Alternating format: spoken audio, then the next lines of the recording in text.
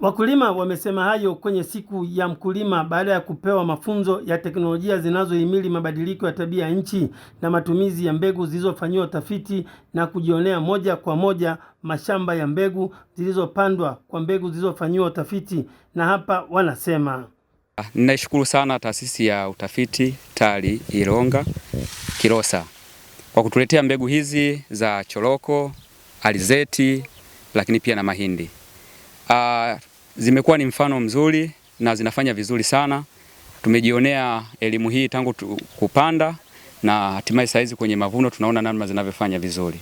Sisi wenye ulemavu naenda kutoa elimu kwa vijana wetu au waweze kutumia mbegu bora zilizofanywa utafiti Ilonga ili tuweze kupata mazao yenye tija. Afisa kilimo kata ya Mvomero Erasmus Lupenza anathibitisha wakulima wa eneo lake wanaotumia mbegu zilizofanywa utafiti wamekuwa na mazao chanya, huku mtafiti kutoka taasisi ya utafiti wa kilimo Tanzania TARI Ilonga Kilosa Maria Msungu anaeleza lengo la siku ya mkulima. Tunawashukuru sana hawa TARI Ilonga kwa hii huduma waliotuletea ya utafiti. Ndugu mtangazaji, kupitia kilimo hiki ni maana kwamba ni tija hii, ni kujikwamua na umaskini wa wakulima wetu kupitia hapa, kwa sababu sasa hivi tunazungumzia kilimo biashara. Kilimo biashara ni moja wapo kuwa na mazao tofauti tofauti. Kama watazalisha choroko kwa kiwango kikubwa, ni biashara tosha.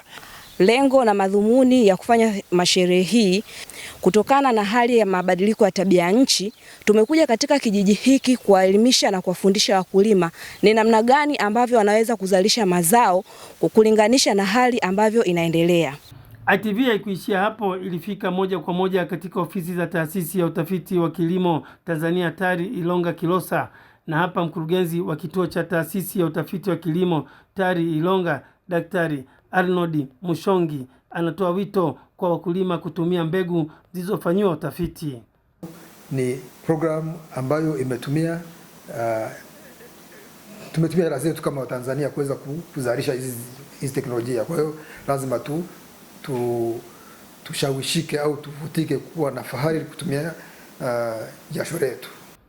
Siku ya mkulima ni siku muhimu kwa wakulima wa maeneo husika kutathmini, kujionea matokeo ya kazi za ukulima walizozifanya, ikiwemo kuhamasisha wakulima wengine kuiga mfano mzuri kutokana na wengine walivyofanya.